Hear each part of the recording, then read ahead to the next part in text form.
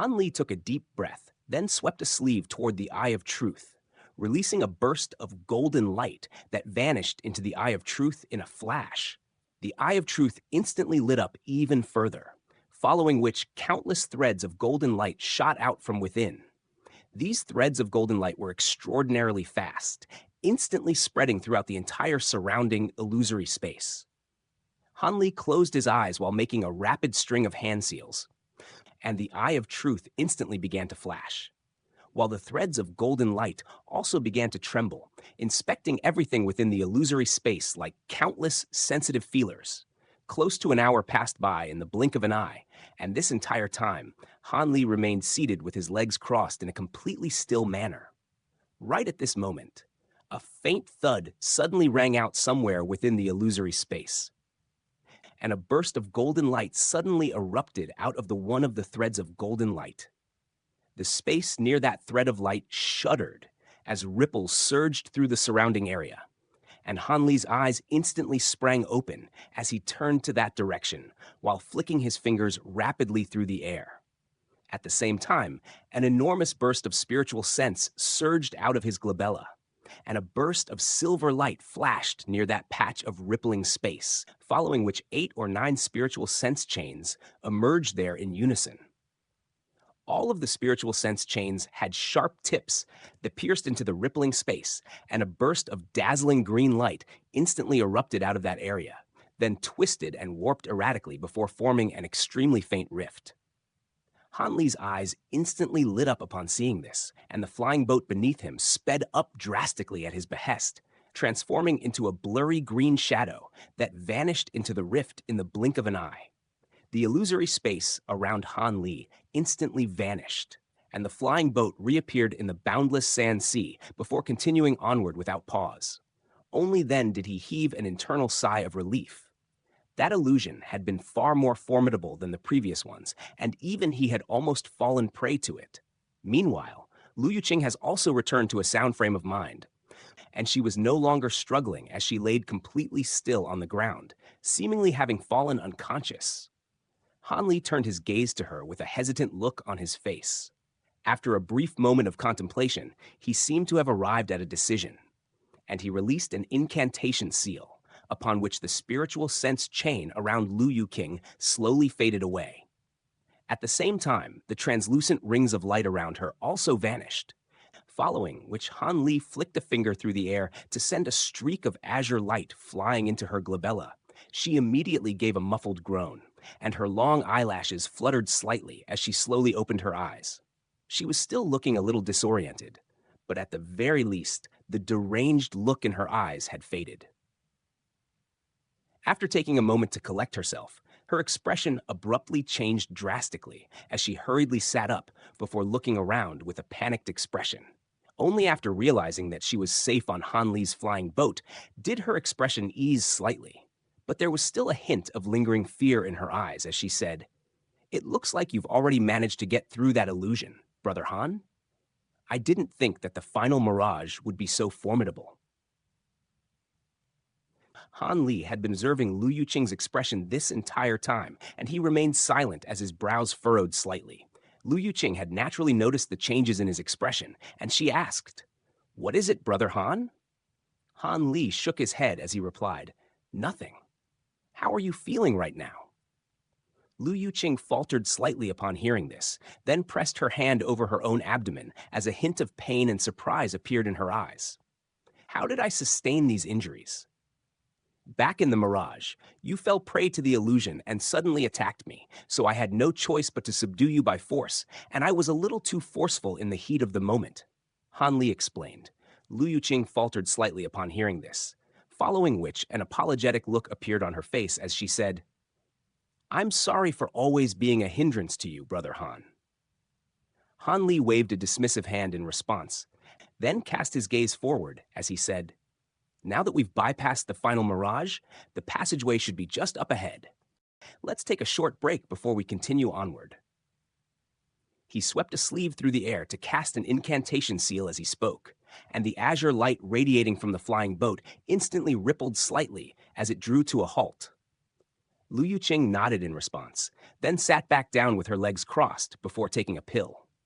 A layer of bright azure light quickly appeared around her, forming an azure light barrier that encompassed her entire body.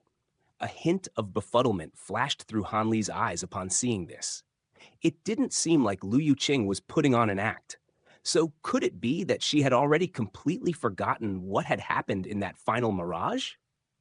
After a brief moment of contemplation, Han Li shook his head to rid himself of that train of thought. But at the same time, he made a mental note to be on his guard. With a sweep of his sleeve, numerous streaks of blue light were released, each of which contained an array flag that landed somewhere near the flying boat. The array flags were radiating bright blue light, forming a thick blue light barrier that encompassed the entire azure flying boat. After setting up the array, Han Li flipped a hand over to produce a crimson pill. The pill was enshrouded in a layer of dense crimson light, and it was giving off astonishing spiritual power fluctuations. This was none other than one of the vast heaven pills that had been given to him by Worm 3. In order to break that final mirage, he had expended a great deal of immortal spiritual power, and he was going to have to face a golden immortal stage demon beast up ahead, so he had to replenish his own immortal spiritual power reserves as quickly as possible. After taking the pill, Han Li sat down with his legs crossed, then channeled his cultivation arts to digest the pill, and a layer of red light quickly appeared over his face. In the sky above a black desert in the infernal frost immortal manor, a green jade flying carriage was hurtling through the air. This place was none other than the black rock desert that Han Li and Lu Yuqing had just passed through. And there was a tall man standing on the flying carriage, holding a white disc treasure with a speck of red light flashing upon its surface. All of a sudden, the man raised his head and cast his gaze forward as he mused in a cold voice. I knew there was a spirit refinement technique practitioner nearby. You're not getting away from me. Immediately thereafter, the four wheels of the flying carriage transformed into 4 miniature azure tornadoes at his behest, and the speed of the flying carriage was instantly enhanced by several fold as it shot through the air at an incredible pace. An hour passed by in the blink of an eye. On the azure flying carriage, Han Li opened his eyes, having already completely replenished his immortal spiritual power reserves. A short while later, the azure light around Lu Yuqing also faded, and she appeared to have recovered from her injuries as well. Let's go, Han Li declared, then swept a sleeve through the air to withdraw the array around the flying boat before continuing onward. Both of them remained silent, and before long, they had already been flying for close to 3 hours. This was supposed to be the deepest part of the boundless sand sea, but the scorching heat in the air was gradually diminishing, and a slightly chilly aura had emerged in its stead. All of a sudden, Han Li's pupils contracted slightly as he swept a sleeve through the air, and the azure flying boat instantly drew to a halt. As it turned out, another oasis had appeared up ahead.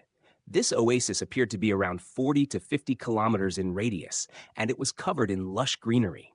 At the center of the oasis was a crescent-shaped lake, the surface of which was glowing radiantly.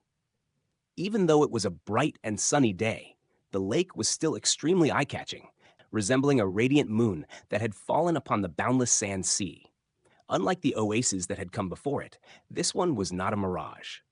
At the center of the crescent-shaped lake was a rapidly revolving black vortex that was several dozen feet in size. Bursts of spatial fluctuations were emanating out of the black vortex, and there was a faint speck of white light deep within it, seemingly leading to another world.